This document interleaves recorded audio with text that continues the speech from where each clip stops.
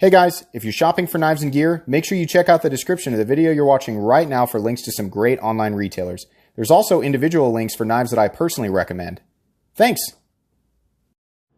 What's going on YouTube? Metal Complex here, and today I've got another interesting knife review slash knife overview to share with you guys. This is the Kansept Knives Pelican EDC.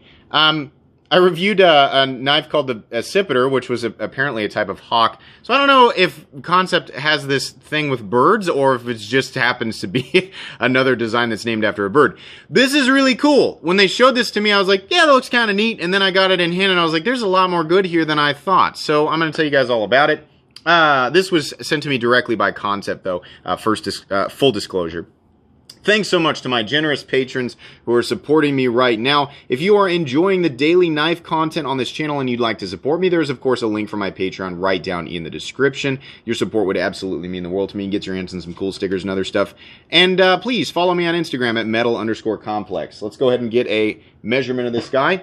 Overall length of the Pelican EDC is coming in at just right on the money. It's 7 inches. Blade length is 3 inches. So this is definitely a 3-inch blade. Those of you that are right on the line there, I know it looks like my tape measures a little further over, but we're at an angle here, which is what's creating the optical illusion. This is definitely a 3-inch blade. Be careful about that. Cutting edge, also, because of the shape of it, 3 inches. Let's go ahead and do some size comparisons. Where's the rat? There it is.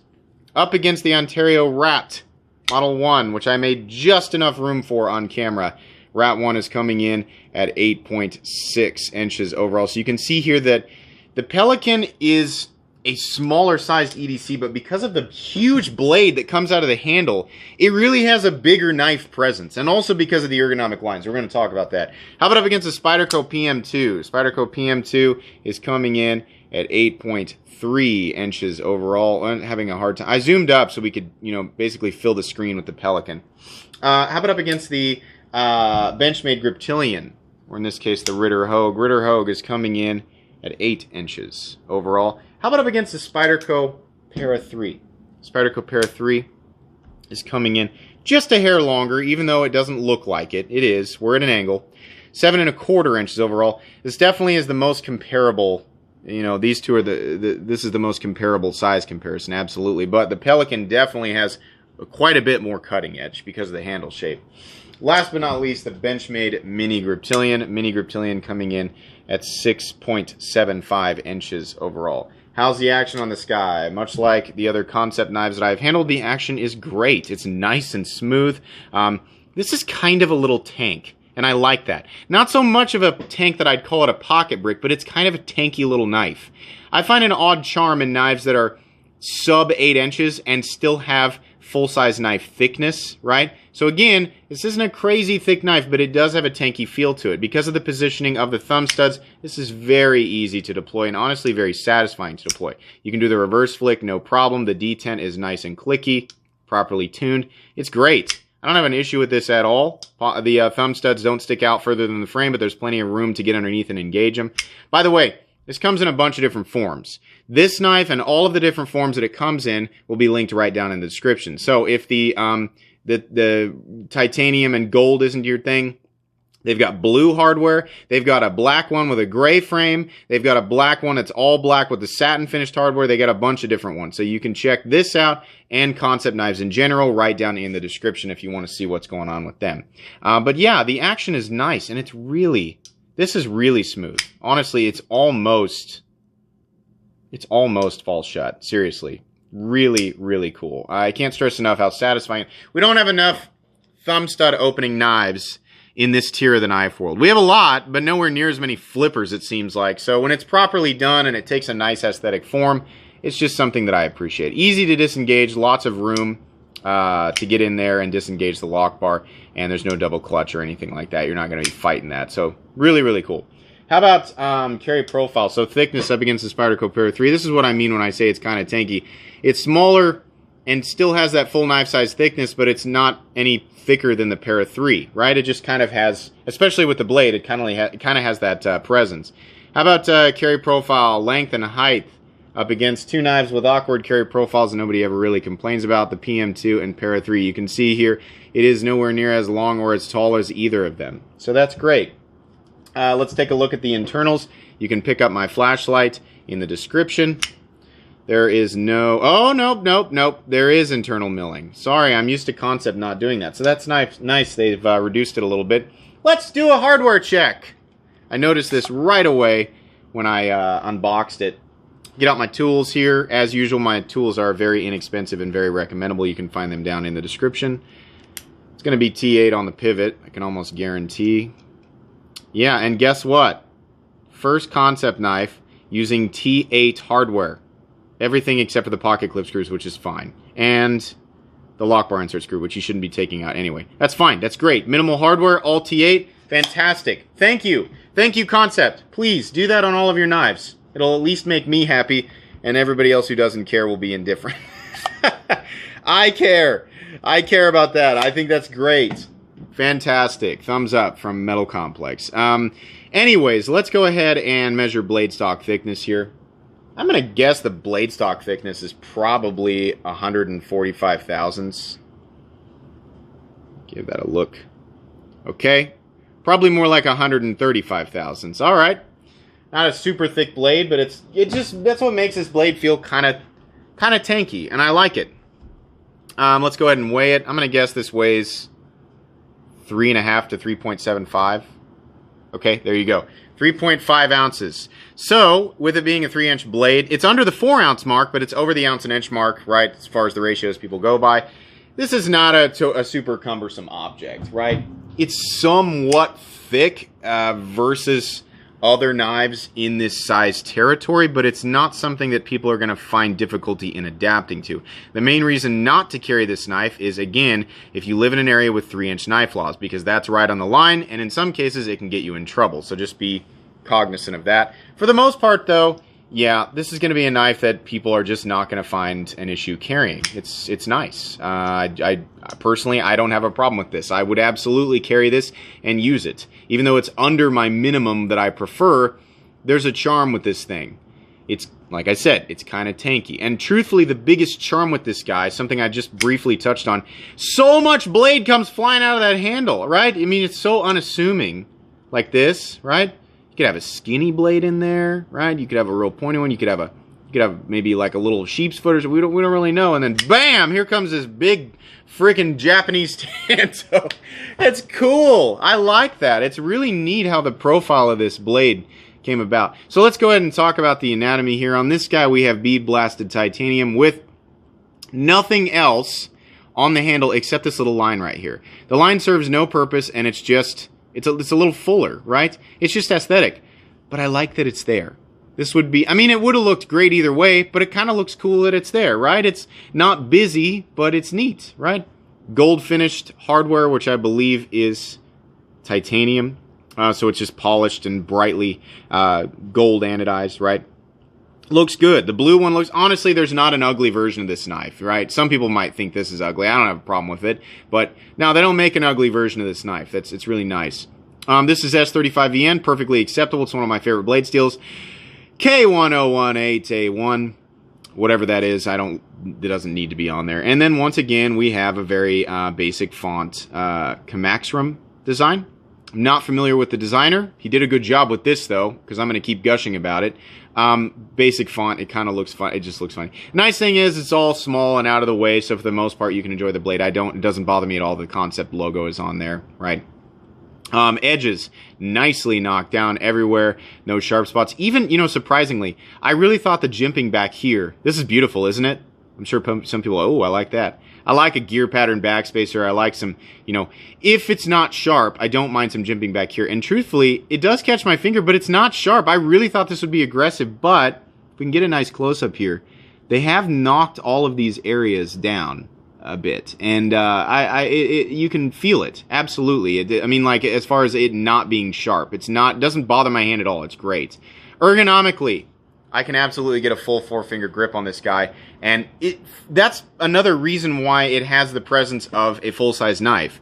It's thicker than a knife normally of this size. It's got a way bigger blade than you would expect would come out of the handle, and you can absolutely get a full purchase on it. And you're pretty much right behind the cutting edge, which is great, and the thumb stud is not in the cutting path. Maybe it's like an eighth of an inch in the cut. It doesn't matter, right? You can get right up behind that. Also, perfect position to rest your thumb for some of that detail work, right? What's detail work? I don't know. Use your imagination.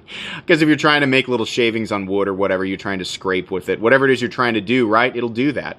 This is a Japanese tanto, but there is slight belly here and belly here. So it will still slice. The flat carries out about, what is this? 75% the length of the blade. Definitely robust out to the tip. Absolutely robust down to the cutting edge. Surprisingly thinner than you might think. It's not thick. It's not razor thin. It's a nice versatile blade. Puncture tasks or tasks that might require a little bit more robustness from the tip. This blade is not going to have a problem with that stuff. You're going to be able to shrug most tasks off with that. You do have two separate edges here, so if you're going to resharpen this guy, the S35VN is not going to fight you, but you do have to adjust the angle to get those two edges, which can be frustrating.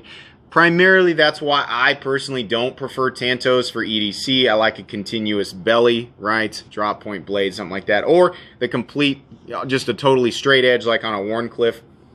Right? I don't like a change in angle when I'm sharpening, but some people don't mind it. Some people who are, really good at sharpening will say it's not that big of a deal, you just need to adjust. And it's true, right? I just need to get better at sharpening. I'm still a novice sharpener. But yeah, it's something to be cognizant of depending on your level of expertise in that department. This is tumbled, and it has that beautiful tumbled finish that I've seen on some other Kansept knives. I much prefer this to their satin finish. It looks great, and because of the tumbling, all the edges up here are nicely rounded off. We don't have any excess sharpness or anything like that. The edge is done incredibly well. There's no toothiness or anything like that, and the final bevel looks even on both sides. Very handsome blade, very functional blade, very just aesthetically appealing blade all the way around. It's so cool how much blade comes out of the handle. I like the height of the blade, basically is what I'm saying. Really nice. Kind of reminds me of the ZT-0909, the one that's based on the Les George Harpy, kind of. In there, except that this is a tanto, right? For those of you imagining along with me, if you've owned that knife, then you kind of know what I'm talking about. Anyways, yeah, blade good. Moving on, I love that the hardware is T8. Honestly, I like an oversized fastener. I think it looks good. There's a huge lanyard loop back here for lanyard people, and it's prioritized over the pocket clip, which is silly. But, okay, whatever. Honestly, Kansept, you guys could have put it right here. It's fine. The knife still carries plenty deep, right? It just bothers me that we're prioritizing something that not very many people use over the pocket clip, which 99% of people use, right? So, put it over here. It's fine. But, okay, whatever. Or, you know what? Do that bar thing that you did with the accipiter, where you put the lanyard bar in the backspacer. But for those of you who love lanyards, oh boy, you're really going to like that. Let's talk about the pocket clip. The pocket clip is, as far as I can tell, actually, no, it's sitting on top of the titanium, but that's fine. The pocket clip is also titanium. It's kind of a goofy looking clip, but it carries deep, and there's an actual ramp, which is different than everything else that I've seen from Kansept. They use that same clip, and it does that up and then straight over thing, which bothers me to no end. This will, for the most part, rise to meet any thickness of pocket seam, which is preferable because then you can just push it in and pull it out with one hand. You don't have to dick around with it. I like that. It's not sharp. It's nicely rounded off up here, so it's going to be friendly to the touch. And, for those of you who are like me and you're like, oh, ouch, even though I do not have... I always try to find... I'm saying this not to look how tough my hands are. My hands are not delicate, but... Anybody who's like, oh, you just need to toughen up your hands and have every time I hear that, I'm like, shut up. My hands aren't delicate, and I still feel stuff like that, and I'm like, I don't like it as pointy. But then again, I'm being a nitpicky reviewer, right? So, anyways, I appreciate that it's not pointy, so that my delicate / tough hands at the same time aren't bothered by it. I don't know if this is a free spinning pivot, but like I've said in other Kansept knife reviews, the ones that I've adjusted just a little bit did not fight me. I'm going to guess that it is. I think the Warrior I tried to adjust one time. It had an adjustment head on both sides, and it didn't fight me. It was easy to adjust, so there's something in there that's captive, that's captivating the pivot. And if there isn't, then the pivots are held in there tightly enough that they don't affect each other, or the entire barrel doesn't spin when you try to adjust it. So I appreciate that. This side is much the same as the front, except it's got the pocket clip. You cannot mount the pocket clip for left-handed carry, so lefties, sorry, and it's a right-handed frame lock anyway. This does have a steel lock bar insert that doubles as the over travel stop, so that's great. You can see here we're locking up at a totally acceptable 50% with a completely and totally centered blade.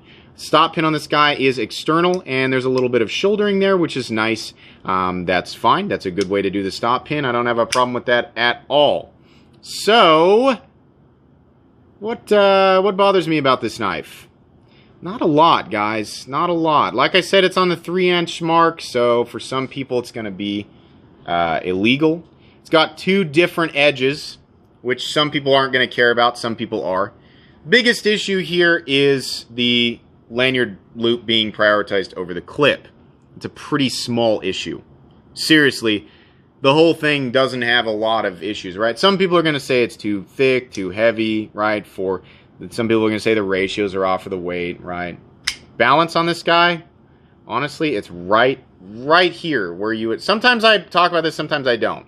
I love how this knife feels in hand because the balance point is right here. Right where you're going to put your index finger. The biggest highlight of this thing is how capable it feels for being as small as it is. It's robust, it's a little bit chunky.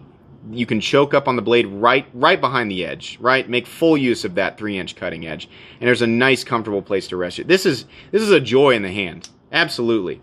Honestly, taking a look at this, like I said, I was saying, yeah, okay, it's another titanium frame lock from Kansept, but I found a lot more joy in this than I thought I would, really. I think the people who pick this up are going to be pretty happy with it. And here's the cool thing. Here's the cherry on top of all this. What's the price on this? A lot of Kansepts come in around $200. Price on this guy is $173. I don't have a problem with that at all. Absolutely not. That's really competitive. $173, titanium, S35VN, bearings, and a really cool design that feels good, looks good, and there's a lot of different variants of it. Check this knife out, seriously. This knife is manufactured in China. Do with that information what you will. As far as whether or not this knife is quality for the money, absolutely yes, this is a capable knife. I think the people who pick it up are going to be happy with it. If you have massive hands, you're going to be slipping off the edge. I wear an XL size glove, which means slightly, ever so slightly larger than the average hand, so most people are going to be able to comfortably